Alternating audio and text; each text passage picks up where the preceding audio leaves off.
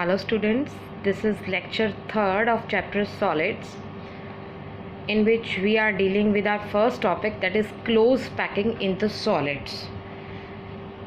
जब भी crystals बनेंगे तो constituent particles जो हैं they are packed close together with each other. This is a microscopic structure in which the constituent particles are shown in the formation of spheres. तो जो packing होगी it can be 1 dimension, 2 dimension और इन 3 dimension. इन 1 dimension आप जैसे भी ले लो, चाहे आप इसे इस तरह से अरेंज कर लो, चाहे आप इसे वर्टिकल अरेंज कर लो, but arrangement is in 1 dimension. तो हम इसे कैसे भी शो कर सकते हैं, but spheres are closely packed with each other. Close packing वही होती है जिसमें जो वेकेंट स्पेस हो वो कम से कम हो और पैकिंग है वो अच्छी हो. This is in 1 dimension. Next is 2 dimension. Close packing in 2 dimension can be done in 2 ways. It is done as square close packing or hexagonal close packing. Firstly, square close packing. I have mentioned A and A. The first layer is of A type. मतलब जिस तरह की first layer है उसी तरह की हमारी second है और उसी तरह की हमारी third layer है. The spheres of second row are placed just below the spheres of first row, and spheres of third row are placed just below the spheres of second row. आप देखेंगे बिल्कुल फर्स्ट लेयर के नीचे second layer है, second layer के नीचे third layer है. तो सारी लेयर्स की पोजीशन बिल्कुल सेम है, तो इसलिए हम इसे कहेंगे a type of packing in which all the layers are same. Next we will deal with the coordination number. इसमें कोऑर्डिनेशन नंबर क्या होता है सॉलिड्स में, एक स्फीयर को कितने स्फीयर्स ने टच किया हुआ है उसे हम कहेंगे कोऑर्डिनेशन नंबर. जैसे कि अगर मैं इस स्फीयर को कंसीडर करूं तो इस स्फीयर को कितने स्फीयर्स ने टच किया हुआ है, 1 2 3 4. The number of nearest neighbour of any sphere is called as its coordination number. तो इसके नियरेस्ट नेबर है 4. आप स्क्वायर क्लोज पैकिंग में कोई भी स्फीयर देख लीजिए, इसका कोऑर्डिनेशन नंबर होगा 4. और अगर आप इन 4 को ज्वाइन करते हैं it seems like a square, तो हम इसलिए इसे कहेंगे square close packing. Hexagonal close packing में आप देखिए, इसमें हम जो सेकेंड लेयर प्लेस करेंगे that is placed in the voids of first layer. Voids का मतलब क्या होता है, एम्प्टी स्पेसेस. इसमें जो एम्प्टी स्पेसेस हैं ये हैं, इसमें एम्प्टी स्पेसेस है सच है, बट इसमें हमने एम्प्टी स्पेसेस में सेकेंड लेयर पुट कर दी है. First layer second layer is placed in voids of first layer and third layer is placed in voids of second layer. Fourth layer is placed in voids of third layer. तो there will be 2 type of layer. अगर आप देखोगे इसमें तो first layer जहाँ लाई कर रही है वहाँ थर्ड लेयर लाई कर रही है, सेकेंड लेयर जहाँ लाई कर रही है वहाँ फोर्थ लेयर लाई कर रही है.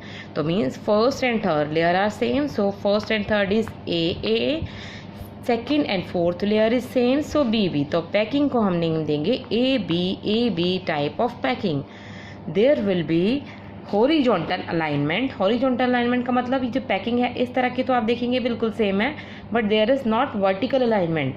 अगर आप इसमें देखेंगे हॉरिजॉन्टल अलाइनमेंट आपको दिखेगी, साथ में वर्टिकल अलाइनमेंट भी दिखेगी. मतलब ये जो है एक ही सीरीज़ में आ रहे हैं, यहाँ से भी एक ही सीरीज़ में आएंगे. इसमें इधर एक सीरीज़ में आपको दिखेंगे, बट यहाँ देखो तो एक सीरीज़ में नहीं दिखेंगे, बिकॉज जो सेकेंड लेयर है वो डिप्रेशन में आ रही है, जस्ट बिलो नहीं है. तो there is only horizontal alignment, not vertical alignment. और अगर आप इसमें कोऑर्डिनेशन नंबर देखोगे किसी भी स्फीयर का, the coordination number will B 6 and the 6 spheres form hexagonal ring like structure. तो इसलिए हम इसे कहेंगे hexagonal close packing. Coordination number is 6 in the case of hexagonal close packing. In this way you can easily understand the close packing in 3 dimensions also. Now next topic of our third lecture is packing efficiency. The packing efficiency we will calculate for simple cubic unit cell, for face centered unit cell and for body centered unit cell. First is for simple cubic unit cell.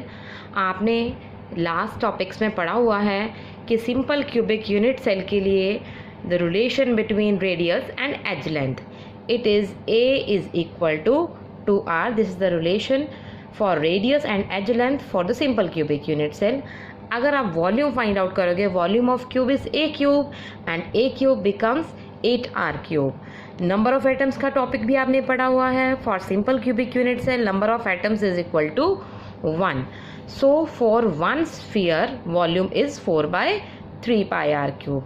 The formula of packing efficiency is volume of one sphere. क्योंकि simple cubic unit cell में one sphere ही होता है, हम कहते हैं one atom है तो वन स्फीयर लेंगे.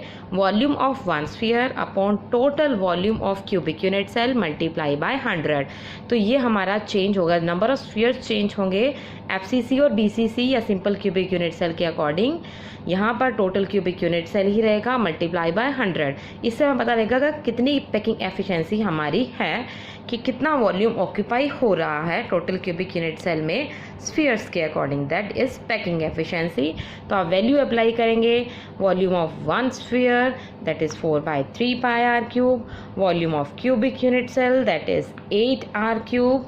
And on cancelling and applying value of pi that comes out to be 52.4%. तो इसी तरह से फेस सेंटर्ड यूनिट सेल के लिए ए का रिलेशन चेंज करेंगे आप और नंबर ऑफ एटम्स आप चेंज करेंगे तो हमारा सारा रिलेशन आ जाएगा. So here is packing efficiency for face centered cubic unit cell. For FCC, the relation between the edge length and radius, that is A is equal to 2√2r. आपको पता है the formula of volume of cube is A cube. So A cube is equal to 2√2r cube. That comes out to be 16√2r cube. For FCC, number of atoms per unit cell that is 4. ये आपने last topic किया हुआ है. Volume of 4 spheres, आपको पता है volume of one sphere is 4/3 pi r cube and for the 4 spheres it comes out to be 16/3 pi r cube. Packing efficiency का formula जैसे मैंने आपको सिंपल क्यूबिक यूनिट सेल के लिए बताया है. तो क्योंकि एफसीसी में नंबर ऑफ एटम्स है 4, so 4 volume of 4 spheres upon volume of cubic unit cell multiply by 100. तो वॉल्यूम ऑफ 4 स्फीयर हमारे पास है 16/3 pi r cube जो हमने यहाँ अप्लाई किया है. Volume of cubic unit cell हमने फाइंड आउट किया हुआ है 16√2r cube. तो कैंसलिंग करने के बाद हमारे पास आएगा pi/3√2 multiply by 100. That comes out to be 74%. तो लास्ट आपने बीसीसी के लिए you will try by yourself. You have to relate A and R firstly, then you have to see from the topic number of atoms that is 2 for BCC. तो volume of 2 spheres आप BCC के लिए लेंगे. Packing efficiency में भी volume of 2 spheres upon volume of cubic unit cell multiply by 100. तो उसमें cubic unit cell का जो वॉल्यूम है वो आप A और R के रिलेशन से फाइंड आउट करेंगे और यहाँ पर 4 स्फीयर की जगह उसमें आप 2 स्फीयर्स अप्लाई करेंगे. तो आपने 2 टॉपिक्स को रिलेट करना है इसमें. First is relation between A and R and second है नंबर ऑफ एटम्स. तो उससे आप पैकिंग एफिशिएंसी के रिजल्ट पर आ जाएंगे बीसीसी के लिए भी.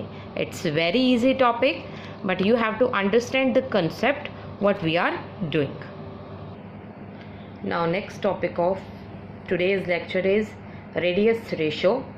Radius ratio as it is given by the formula, it's ratio of radius of cation. R positive means radius of cation, R negative is radius of anion. It is the ratio of radius of cation to radius of anion. And you have to learn this table so that you can use it in numericals also. In numericals you will provided with radius of cation and radius of anion and you have to tell about coordination number or structural arrangement and you can be asked with any example for that structural type. तो अगर आपको radius of cation और radius of anion provide किया गया है by dividing these two you can find radius ratio. और अगर radius ratio आपकी इन रेंजेस में आती है तो by using that range you can find the coordination number. For example radius ratio comes out to be 0.312. तो 0.312 comes in this range between 0.225 to 0.414. तो मैंने कहा है 0.312 is your answer of radius ratio, तो रेडियस रेशो आपकी आएगी इस range में.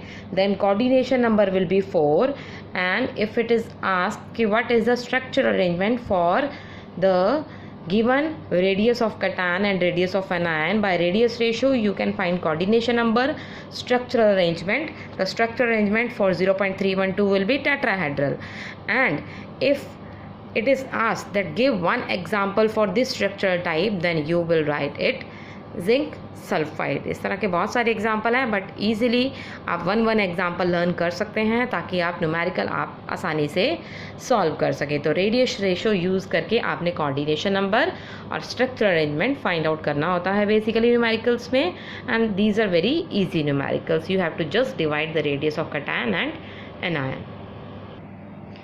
Next topic is density of unit cell. इससे रिलेटेड आपको न्यूमेरिकल मिलेंगे. हमेशा न्यूमेरिकल CBSE बोर्ड में आता है इस टॉपिक से related, that is density of unit cell. इसमें आपको कोई भी पैरामीटर हम लास्ट में डिस्कस करेंगे कि कौन सा पैरामीटर आपको फाइंड आउट करने के लिए न्यूमेरिकल में आ सकता है.